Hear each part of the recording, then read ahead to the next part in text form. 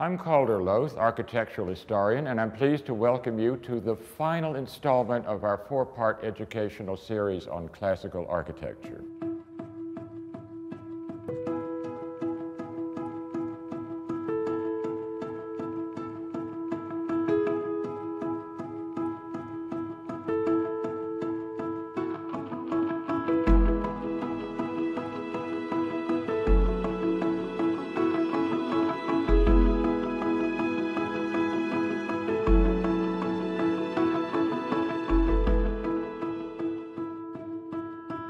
In this session, we'll first explore several more familiar classical motifs and details. We'll then consider some basic design principles to be aware of when working with the classical language. We'll start with one of the most popular of all classical motifs, the Palladian arch.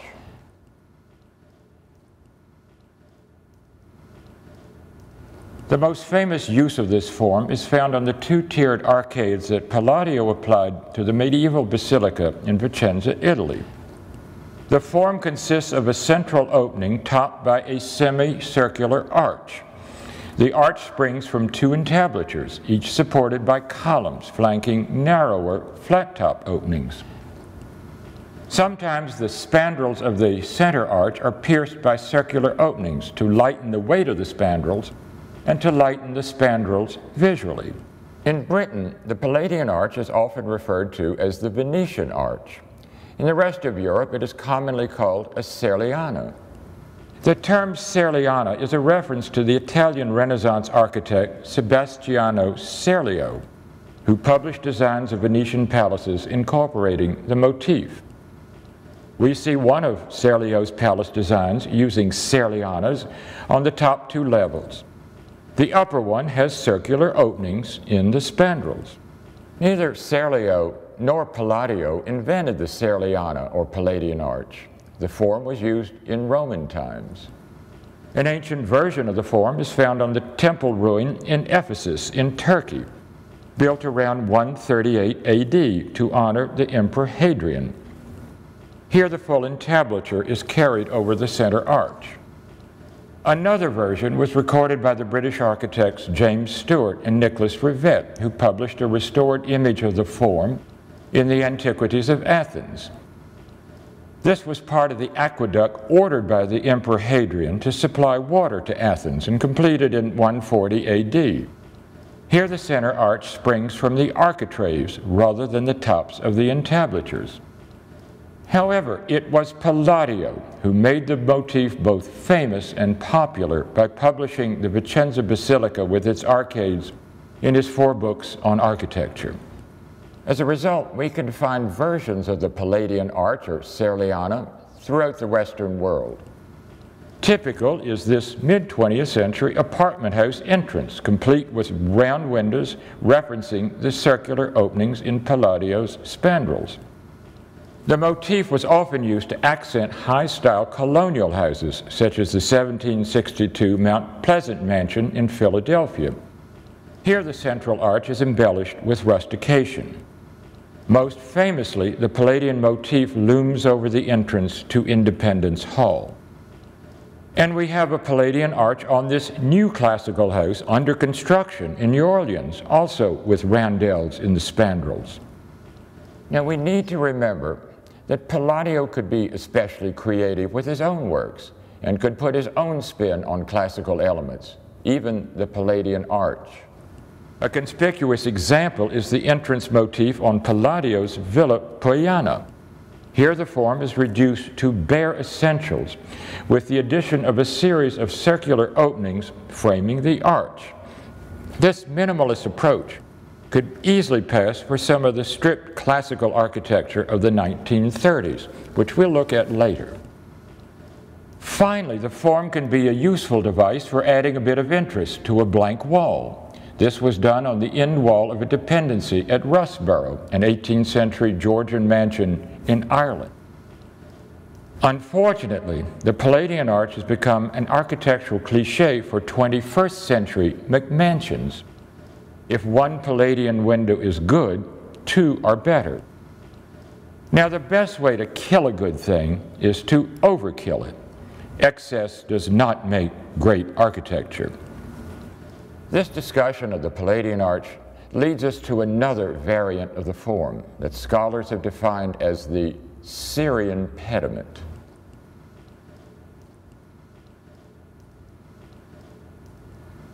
The name stems from the fact that the few known ancient examples are mostly confined to the Middle East. A more descriptive but unofficial term for the form is pedimented Serliana. A finely preserved version of the Syrian arch is the tetrapylon of Aphrodisias, a Roman structure in Turkey dating from circa 200 AD. The Aphrodisias tetrapylon was built as a gateway to a temple complex. The term tetrapylon means 4 clusters of piers or pylons supporting the superstructure. As we see, the scheme consists of a Palladian arch or Serliana sheltered by a pediment, with the central arch projecting into the pediment's tympanum or center. Its ornamentation exhibits the Roman imperial style at its richest, with spiral-fluted column shafts and elaborately carved pulvinated friezes. Another ancient use of the Syrian pediment is seen in the upper tier of the screen wall of the Roman gymnasium in Sardis, Turkey. The composition extends an extra bay on both sides. Dating from the 2nd century AD, this remarkable edifice is largely a faithful mid-20th century reconstruction, or anastylosis, using much original fabric found on site to resurrect the original design. A later example of the form was incorporated in the peristyle of Emperor Diocletian's sprawling 4th century palace in the city of Split, originally Spalatro, on the Adriatic coast. Here the main entablature extends unbroken around the arch. The Syrian pediment was picked up by Renaissance architects. The form was incorporated in the Tempietto, located in the famous sculpture gardens of Bormazzo near Viterbo. Constructed in the 1570s, the Tempietto was commissioned by the garden's patron, Vicino Orsini, as a memorial to his second wife. The design is attributed to Giacomo Vignola. The Syrian pediment here follows what would become the more standard pattern, where the center arch springs from the tops of the entablatures. For a notable American example of the Syrian pediment, we revisit Gunston Hall in Virginia. The entrance porch, as well as the interiors, were added to the house in the 1750s by the architect and builder William Buckland, who was brought from England for the job. Using the Doric order, the porch is an especially elegant interpretation of the form and has inspired numerous 20th century colonial revival examples. Interestingly, the Syrian pediment form is not illustrated as a design detail in any of the standard 18th century English pattern books. A close approximation appears in Batty Langley's Treasury of Designs, published in 1740, a pattern book widely used by colonial American builders. This scheme shows a rusticated arch breaking through the pediment rather than being sheltered by it. The design was closely replicated for the main window in George Washington's large dining room, added to Mount Vernon in 1787. Famed British architect Sir Edwin Lutyens designed an ingeniously subtle adaptation of the form for a garden niche. Here he fixed it to the wall of his British embassy in Washington, dating from the 1920s. The freely interpreted composition possesses the essential elements of the Syrian pediment form. More recently, the New York firm Zvikovic Connolly, in collaboration with British architect John Simpson, have incorporated a Syrian pediment pavilion on the top of an addition to a New York Beaux-Arts mansion. The design uses Greek Doric forms, an interesting anomaly since the ancient Greeks rarely used round arches. Unfortunately, the pavilion's rooftop location prevents public view. Nevertheless, the architects applied another version of the form to the addition's gabled end, visible from street level. Another recent use of the form sets off an entrance to the newly completed Museum of the American Revolution in Yorktown, Virginia. The scheme is highlighted by fine brickwork in the pediment and piers. These last two examples, both 21st century ones, demonstrate that the ancient and somewhat esoteric Syrian pediment can be a handy design resource for contemporary classicism. An awareness of the Syrian pediment can encourage us to be on the lookout for them. Modern examples are rare, so it's a treat to find one. Or it may not always be a treat. Another architectural form common to American cities and towns is the Gibbs Church. By that I mean St. Martin in the Fields, an imposing religious edifice designed by James Gibbs and completed in 1726. It's located on Trafalgar Square in the heart of London. We noted its rusticated doorways in Session 3. The church is one of the first parish churches in England specifically planned to accommodate the Protestant worship style of 18th century Anglicans. The Anglicans otherwise had to make do with the hundreds of medieval formerly Catholic churches designed for Catholic-style worship. 18th century Anglican worship centered on the sermon rather than the Mass. Since the sermon was the high point of the service, it was important for the congregation to see the preacher and easily hear him. Hence, Gibbs designed what was known as the auditory church. Its plan consisted of a large rectangular space with no transepts, no deep chancel or chancel screen, and plenty of clear glass windows. The pews and gallery seating all focused on the centrally located pulpit. The pulpit is placed in full view among the pews. In Gibbs's elevation, the main body of the church is temple form and fronted by a Corinthian portico. It's dominated by a tall steeple, richly embellished with classical ornaments. The steeple is a traditional church feature. Such steeples serve the practical purpose of locating a church either in a village or in the narrow streets of a city. Now note, there are no religious symbols whatever on St. Martin's exterior. The Anglican Church in the 18th century was anti-Catholic. Religious symbols and sculptures were viewed as Catholic idolatry. So instead of biblical figures or saints in the pediment, we have the royal arms, signifying that this is the Church of England, headed by the monarch. Instead of a cross topping the steeple, there is a weather vane, a civic amenity. And nearly all of Gibbs' steeple designs included a clock, another civic amenity. Few people had watches. St. Martin's plan, elevation, and other views of the church were illustrated in Gibbs's 1728 Book of Architecture, a pattern book much used in the American colonies and later. Gibbs not only published images of St. Martin, he included additional images for church steeples. In the three examples seen here, we have an excellent demonstration of how variety can be achieved with the classical language. All three steeples have essentially the same elements: multiple tiers, spire, belfry, clock, and weather vane. Yet all three steeples possess their own individual character, achieved by the manipulation of classical design elements. The growing population in the American colonies in the 18th century created a need for many new churches. Gibbs's illustrations of St. Martin provided an ideal model for urban Protestant churches. Hence, St. Michael's Church in Charleston, South Carolina, was patterned after St. Martin's, complete with portico and a multi-tiered steeple with clock, belfry, and weather vane. Though it was fronted with a dwarf portico, the First Baptist Church in Providence, Rhode Island, received a breathtaking Gibbs-type steeple. This steeple established a precedent for steeples on Baptist churches throughout the country. Many New England meeting houses likewise were inspired by the St. Martin model.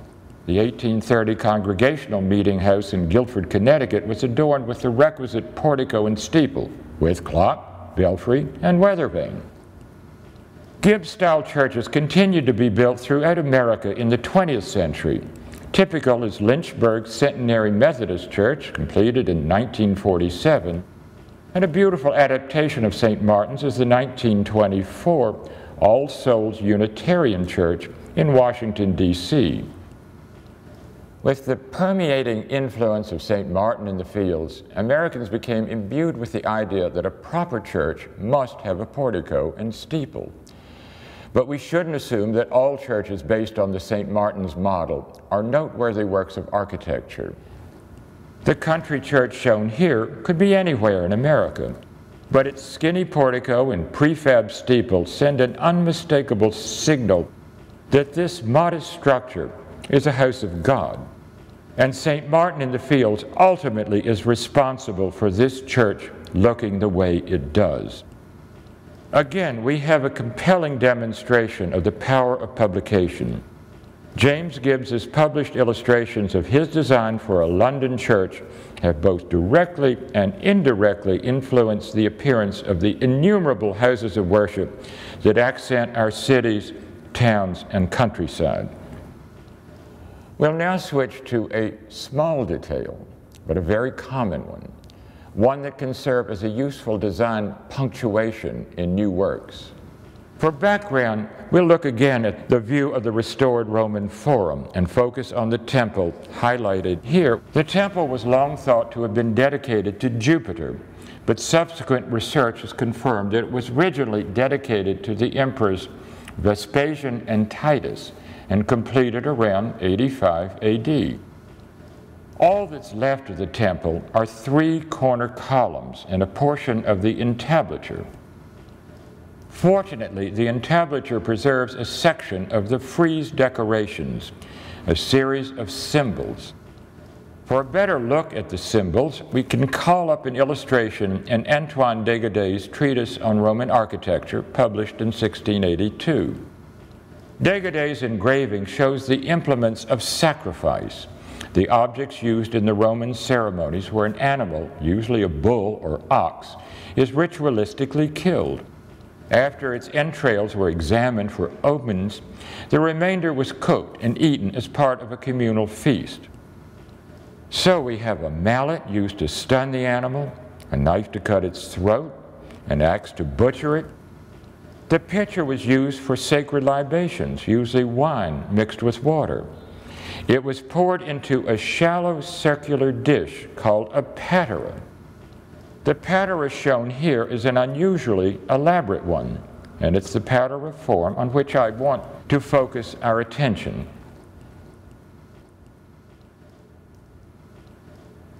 A sculpted frieze in Rome's ancient Arapachus, or altar of peace, shows animals being led to sacrifice, but it also shows one of the figures holding a patera aloft in the palm of his hand. This Greek vase decoration shows a patera being similarly held. These 2 ancient patera show that their decorations can vary, but the one common feature to ancient patera, it's what's called the boobless indentation, or belly button, in the middle. The patera became a popular decorative symbol or motif for ancient buildings and objects. A simplified version of a patera, consisting of concentric circles and the button in the middle, decorates the end of this Roman sarcophagus. Renaissance architects such as Palladio and Vignola applied the motif in their delineations of the orders. It most commonly was used as an ornament for metopes in a Doric entablature.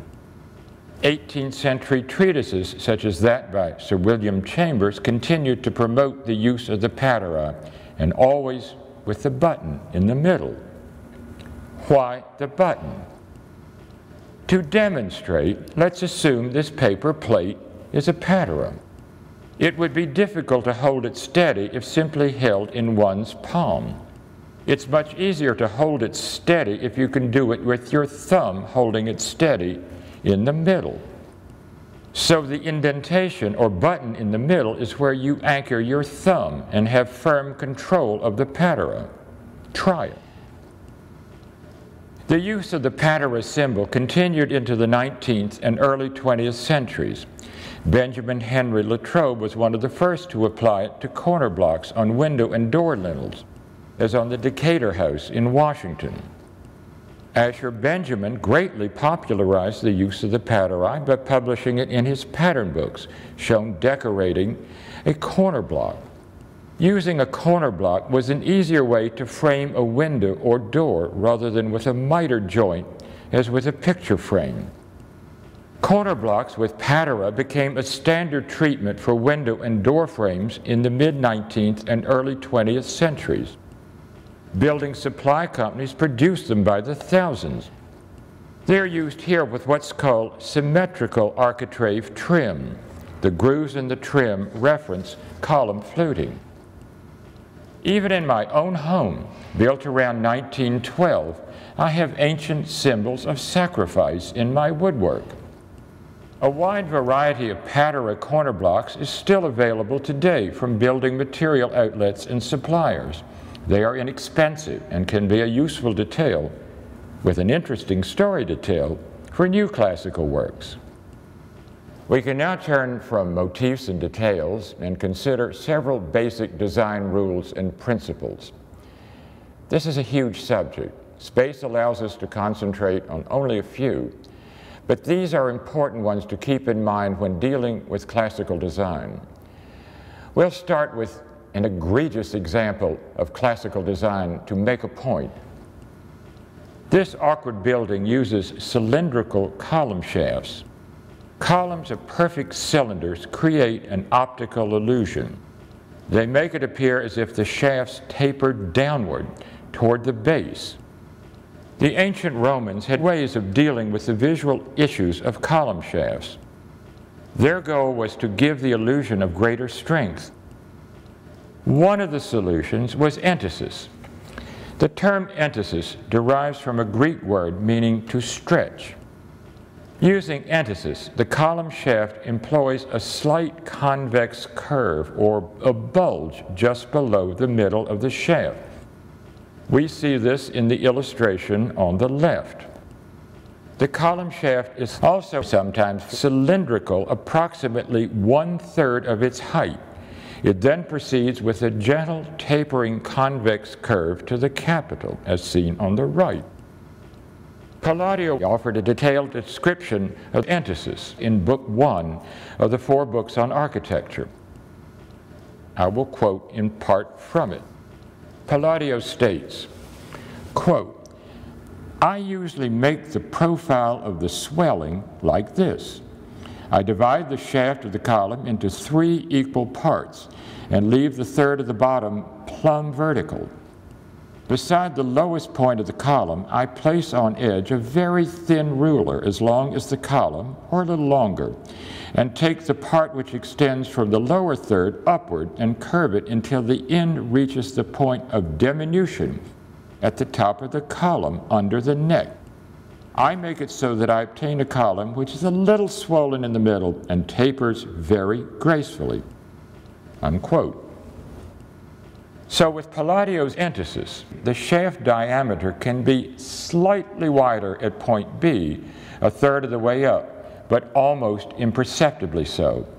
Most later architects keep the diameter at point B the same as at the base. In Vignola's 1562 treatise, Canon of the 5 Orders of Architecture, he offers a complicated explanation for drawing columns using entasis. In essence, the general principle of entasis is to begin the swell at the base and have the shaft swell at its maximum 1/3 of the way up from the base. For Vignola, the column shaft is cylindrical, approximately 1/3 of its height. It then proceeds with a gentle tapering convex curve to the capital. The degree of entasis varied with each order because the height of the shaft varied with each order. Vignola's entasis is clearly evident in his plate showing the 5 orders. The swelling of the shaft is especially noticeable in Vignola's plate of the Corinthian order. We see an awesome use of entasis by the Romans on the columns of the Temple of Jupiter in Baalbek in Lebanon. The columns are some of the tallest ever built. And note the figures in the lower left to give you some idea of the temple's scale. We can now look at a couple of comparisons as a way to train your eye and let you decide which you prefer. The first example focuses on the portico columns of Thomas Jefferson's rotunda at the University of Virginia. Jefferson was a strict Palladian. He once declared to a friend seeking architectural advice that Palladio was the Bible.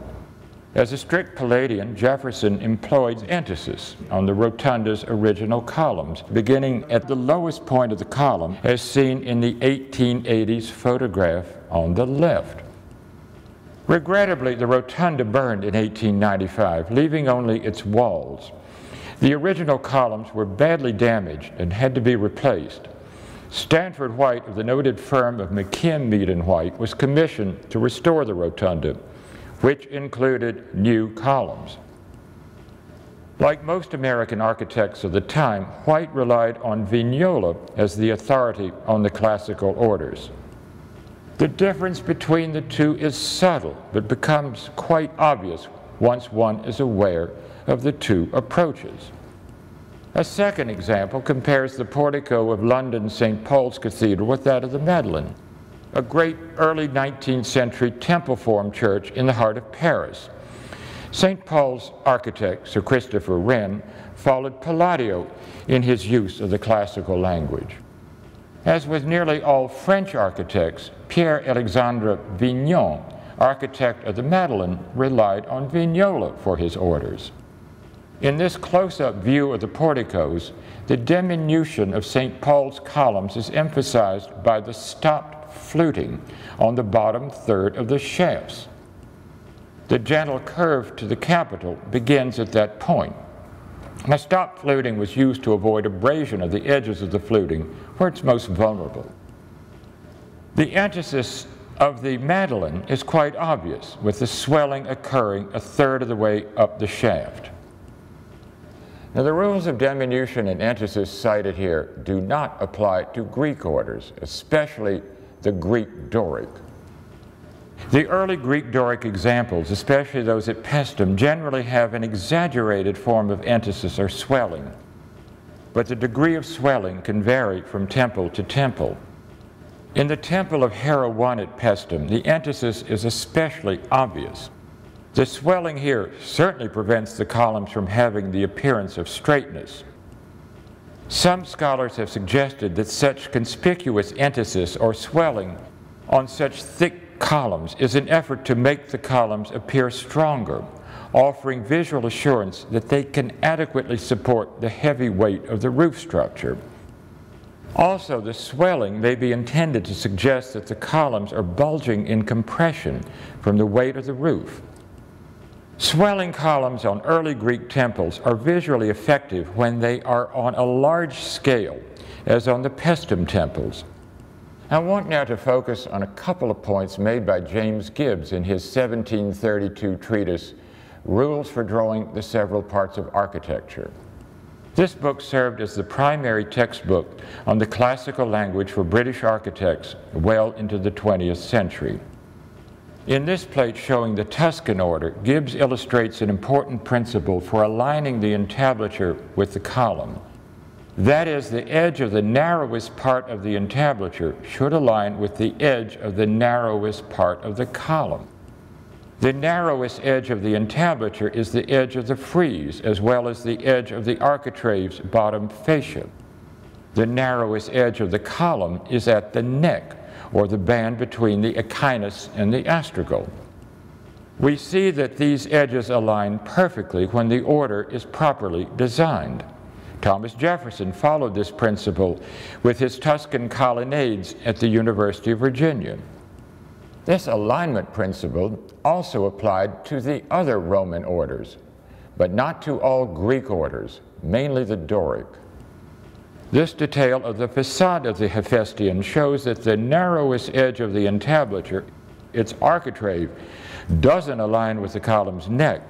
Rather, it aligns with the bottom of the shaft at the stylobate.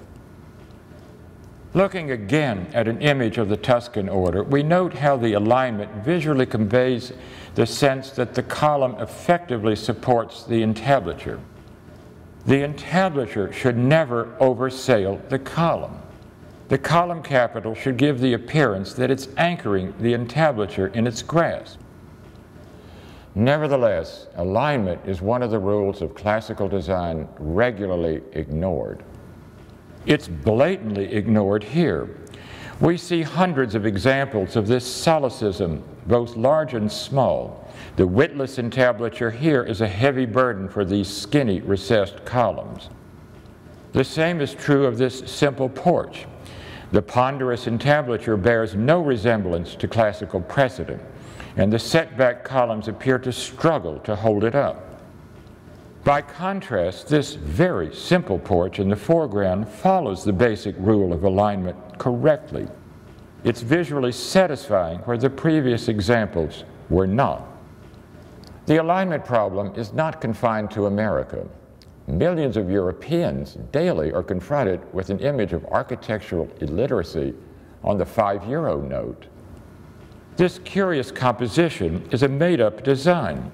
The illustration could just as easily have been a correct example of the classical language, but nobody bothered to instruct the engravers about alignment. Architectural illiteracy is a serious problem for these times. Such works as these encourage many advocates of modernism to malign all new classical architecture. The rules are broken here because the builder had no idea of rules. Another example is this disturbingly misaligned front porch on a building at a prominent state university. What do students learn about the classical tradition from such a blunder? How could anyone think that this is an acceptable solution, especially one so easily avoided?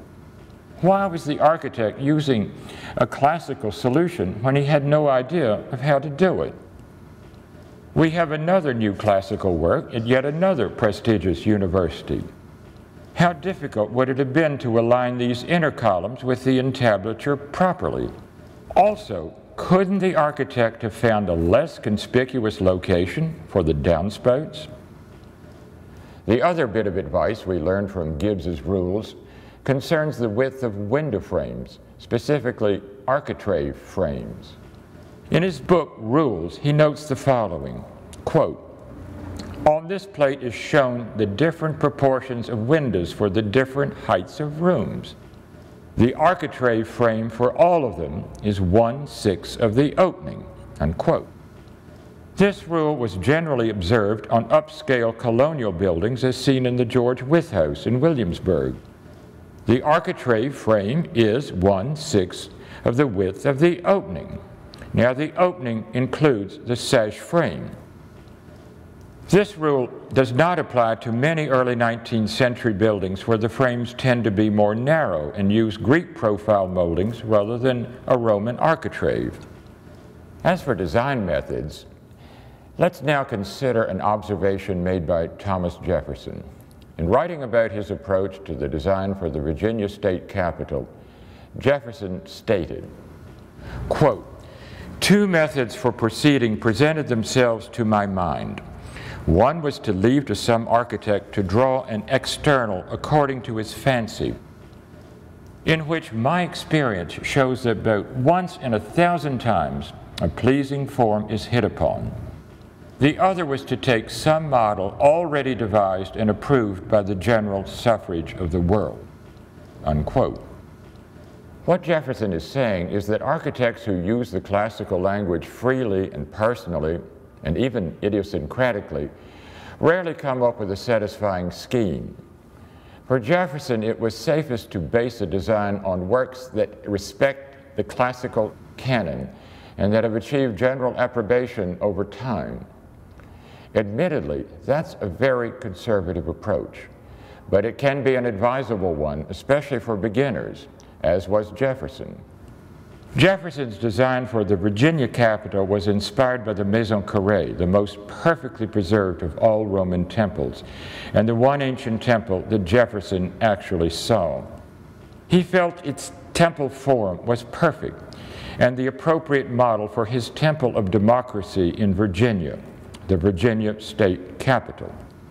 The Virginia Capitol is not a copy of the Maison Carrée, but it employs its temple form, a form developed to inspire awe and respect. In so doing, the Capitol was instilled with the timeless aesthetic quality that Jefferson sought. Although Jefferson relied on Palladio's treatise for the use of the orders and for many design features, as noted earlier, Palladio himself could be very liberal, even idiosyncratic, with his use of the classical language. A striking example of this is his facade of San Giorgio Maggiore in Venice. The facade mixes two different orders of two different scales. It has one tall temple front overlapping a broader, lower temple front. The main columns are set on very tall pedestals, a practice that Palladio wrote was not advisable. The facade is unorthodox, even intimidating, especially up close. But seen from a distance as intended, it is an attention-grabbing point of interest. Anything less would be visually weak. Nevertheless, no matter how well intended, if we try to play loose with classical forms without understanding them, the result will be dubious at best. For another comparison, let's look at an 1840s Greek Revival country house. The building is well proportioned and is set off by an academically correct Ionic portico. Now, the crenellated wings add a slightly exotic touch, but they are later additions. Generally, the house has an imposing dignity. It was built to impress. It did so 170 years ago and still does today. This more recent house was also built to impress. However, its ignorant use of the classical language makes it a caricature of a stately dwelling. Even more of a turnoff is this bloated edifice, with its portico rendered in an incoherent architectural language. Classical architecture is a precious heritage. As noted in Session 1, the Institute of Classical Architecture and Art promotes an articulate use of this language to ensure its viability for the enrichment of future generations. That's not to say we can't or shouldn't be creative with the language, but we must understand it to do so effectively. Successful creativity is seen in this new facade on a civic auditorium in Charleston, South Carolina. The architect has made its stately portico more welcoming by bending it into a concave curve as if to reach out to embrace its audience. Its capitals are invented orders composed entirely of Charleston and South Carolina symbols. In short, we have an informed new classicism with meaningful individuality. Palladio also instilled innovation in his facade of the Villa Barbaro. Its facade is temple form with an engaged Ionic portico. But Palladio broke its entablature in the middle and pushed through it an arched window with an elaborate carved decoration that seems to spill out from the pediment. This late 20th century house in France attempts a similar treatment, but its crude and misunderstood detailing negates any architectural value the composition might have offered. The sawed-off upper-tier columns are especially distracting, as is the exaggerated emphasis in the lower-tier columns. Was the architect trying to be clever or ironic here, or did he or she just not know any better? We now see an astonishing conglomeration of classical details piled on to create an arrestingly bizarre composition. At once, it strikes us almost as babble, but it isn't illiterate. It purposefully uses the classical language to taunt us, to be provocative, even a bit disturbing, much like modern art. So what's with this? Well, this is the Porta Pia, a work by Michelangelo. It's an entrance feature that he applied to one of the gates in the Roman wall. But we should see this more as a work of sculpture than architecture. It was meant to signal to visitors that Rome is a unique and complex city, one not to be taken lightly. It required the genius of Michelangelo to pull off such extreme manipulation of the classical language. Though disquieting at first encounter, it can grow on you and challenge you. To appreciate it requires connoisseurship, and that's not easy. Can we still do this sort of thing? Sometimes. This doorway in Glasgow, Scotland, distills the classical language into an amusing abstraction, a bit of postmodernism. Like the Porta Pia, it's more sculpture than architecture, but it adds interest to the urban fabric. Try this sort of thing at your own risk. Inexpertly handled, it risks being silly. In discussing various design principles, Palladio made a perceptive observation regarding pedestals. He stated, quote, "But one does not see pedestals in ancient temples, and the columns are placed on their floors, which pleases me greatly, because not only do pedestals hinder access to the temple, but also columns which are based on the ground are more grand and magnificent," unquote. As we noted with San Giorgio Maggiore, Palladio didn't always follow his own advice. However, the effect that Palladio criticized is evident in this county courthouse. What purpose is served by squeezing the scale of the columns in order to have them set on pedestals? Likewise, with another courthouse, would it have been impossible to increase the diameter of the columns and bring them down to the portico floor? They appear too skinny here to adequately support this elaborate and ponderous portico. Another place where pedestals might have been avoided is this new municipal office building. While we're at it, we can observe other architectural shortcomings in this massive structure. One, it has a weak cupola for such a large building. Two, it has pediment problems. The pediment has no cornices in the raking angles, and the crown molding is carried across the base of the pediment. Three, the portico entablature joins the building over a window at a visually, if not structurally, weak point. Four, the windows are all the same size, giving a monotony to the elevation. They should have a hierarchy of size, with larger windows signaling the principal floor. In contrast to the previous examples, this courthouse has its columns extend all the way to the portico floor. This is the effect that Palladio said is more grand and magnificent. It works even on a relatively small building, and certainly on a very grand building. Shifting gears a bit, architects sometimes dare to mix the orders. Sometimes it works, sometimes not. We have an example of mixing orders on a 19th century palace in St. Petersburg, Russia. The Ionic columns support a Doric entablature. It's done in an informed way and is not visually objectionable. But we might ask, what was the point? Would the composition have been less effective if it were executed with fully Doric or fully Ionic orders? A more blatant and truly illiterate mixing of orders hits us with the recently built Archaeological Museum of Macedonia. A close-up of the museum's portico reveals shocking ignorance of the principles of classical design. Not only does the building have an incoherent mixing of the orders, all of the detailing is crude to the point of being absurd. It would take considerable time to list all the gaps in this one picture, starting with the pediment and working down to the Doric frieze, to say nothing of the alignment. A museum is supposed to be a teaching institution. What does this museum's architecture teach? By contrast, let's consider the front porch on this early 20th century American house. It too shows a freewheeling use of the classical language, including a mixing of the orders. The clustered skinny columns have Erechtheian Ionic capitals.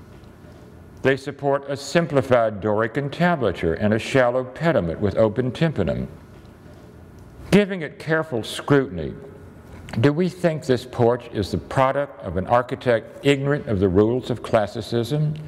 Or was its architect sufficiently well versed in the language to allow himself to be daringly creative? Admittedly, the porch is not a predictable type design, but it's not boring. And would we be happier with a plain vanilla conventional scheme? Determining whether or not this porch has merit requires connoisseurship. Just up the street is another attention-grabbing design. Likewise, is this composition one of ignorance, or is it an expression of extreme self-confidence? A demonstration that its architect knew enough to get away with an imaginative, if really quirky, use of the classical language. Normally, you don't have columns walking down the steps, or have such an unrestrained mix of orders and motifs. But it's hard to accuse this porch of illiteracy. Such freely interpreted use of the classical language shouldn't be discouraged, but it requires a proficiency with the language to do it effectively. Like Michelangelo, you have to know the rules in order to be able to break the rules and get away with it. The opposite of some of the fanciful works we've looked at is what's sometimes referred to as strict classical. The more precise term is classical minimalism. Classical minimalism grew from the belief that the essence of classical architecture is found not in its details and decorations, but in the proportions, forms, and massing of classical works. Stripping off the embellishments should reveal unsullied classical character. An early proponent of classical minimalism was the visionary French architect Claude Nicolas Ledoux. A foremost example of this ideal is Ledoux's Rotonde de la Villette, the largest of his several customs houses built around Paris. Ledoux's Greek Doric portico is reduced to bare essentials. Even the column shafts are squared rather than circular. In the early 20th century, Austrian architect Adolf Loos took the ideal forward with his design for a mixed-use structure in the heart of Vienna, opposite the imperial palace, which raised eyebrows. Eschewing nearly all enrichments, Loos's building was considered a herald of modernism. Its elevations, however, reveal an awareness of classical proportions, and the main entrance is framed by simplified marble columns.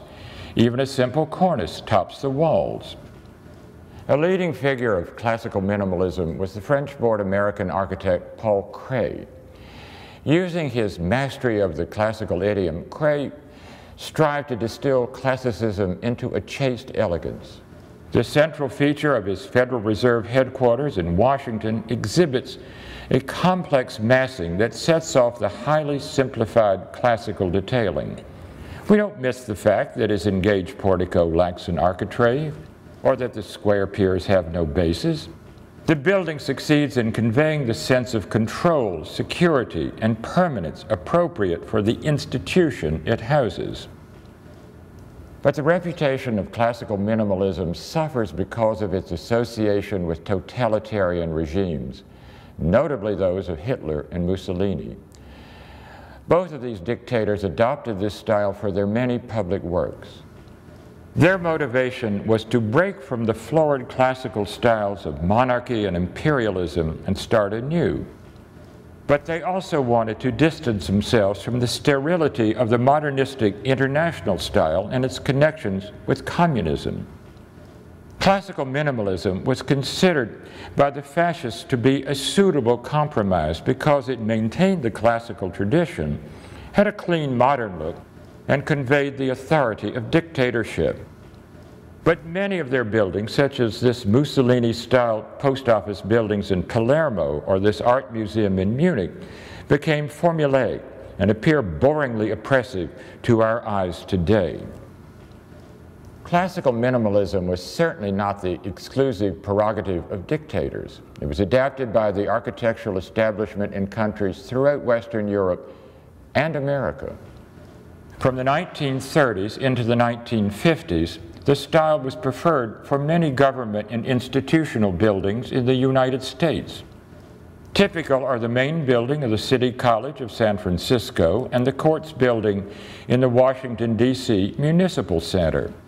Though lacking any decorative embellishment, the influence of classical proportions and massing is evident in both works. They are competent works, but still are kind of hard-looking to our eyes today. A little-known but supreme monument of classical minimalism is the mausoleum of the Turkish leader Kemal Ataturk in Ankara. This prodigious structure achieves all the dignity of the Parthenon without any sculptural ornament or details. And note the U-style spacing of the center piers. Classical minimalism has its place, but it's best avoided unless one is well-versed in the classical language and knows how to properly reduce it without compromising integrity. In other words, don't go there unless you know what you're doing. Throughout these sessions, we've looked at many different approaches to classical design. Some very conventional, some very creative, some very illiterate, most very serious. We shouldn't be so intimidated by classical design that we are afraid to sometimes instill a bit of humor into our work.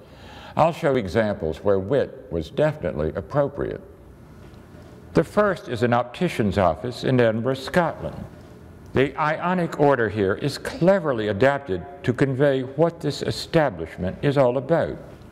The facade is definitely a memorable landmark. The second example is a small town dentist's office. It's hard to pass this place without slamming on the brakes.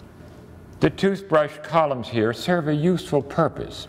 As we all know, the most dreaded of childhood experiences is going to the dentist.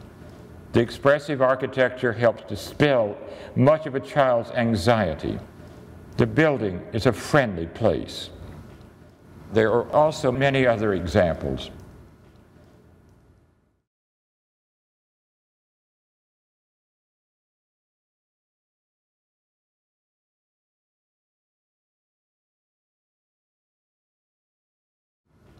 We will finish these sessions by looking at examples of what I define as architectural prose and poetry. In literature, fine prose is a perfectly acceptable art form. It takes talent to produce good prose. However, very gifted writers can use the language to create poetry, the highest form of the language. But great poetry requires not just talent, but often genius. We have prose and poetry in classical architecture. To illustrate, let's compare two buildings. The first is the Reform Club in London. It's a distinguished Renaissance-style work. Though correctly done in nearly every way by a highly talented architect, the building comes across as somewhat forbidding. It's informed, but it makes no attempt to engage you. Maybe that was intended. Next, we have Inigo Jones's Banqueting House, also in London, and also expressed in the Italian Renaissance style. Let's put the two side by side. Notice how Jones anchors the ends of the facade with paired pilasters. He breaks the flatness of the facade by framing the center three bays with half-round columns instead of flat pilasters, and projects the entablature above each column. Rhythm is added to the composition by the use of alternating triangular and segmental pediments on the main floor windows. There is just enough ornament to make this a cheerful building. The overall facade is lively and expressive. It wants you to admire it. Both buildings are important and fine examples of the use of the classical language. One is prose, the other is poetry. Next, we have an academically correct pediment on an 1820s doorway. It strictly follows the rules.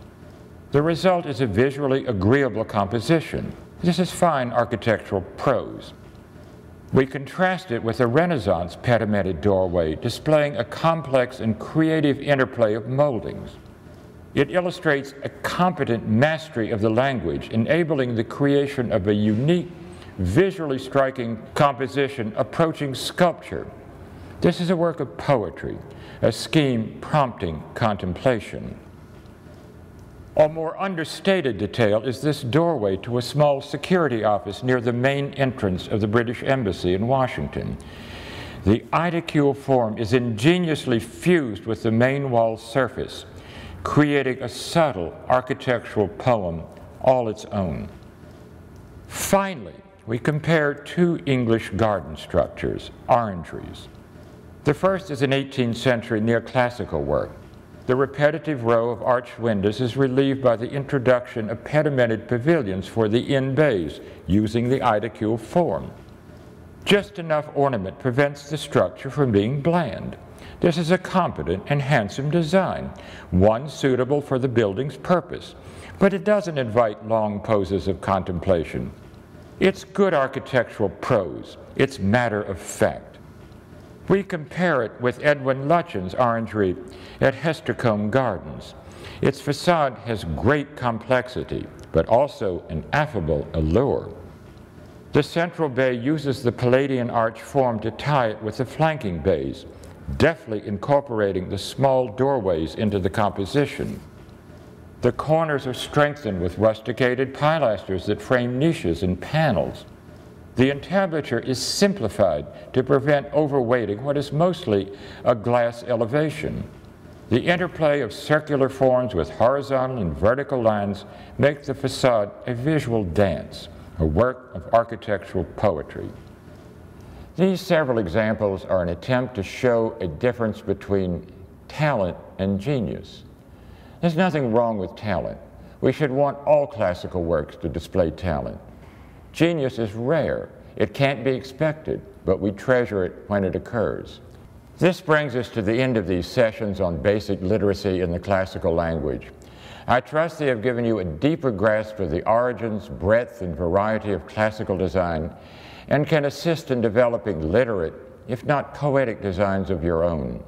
Finally, I hope the various recent works included in this series demonstrates that classical design has a relevance and a clientele for today.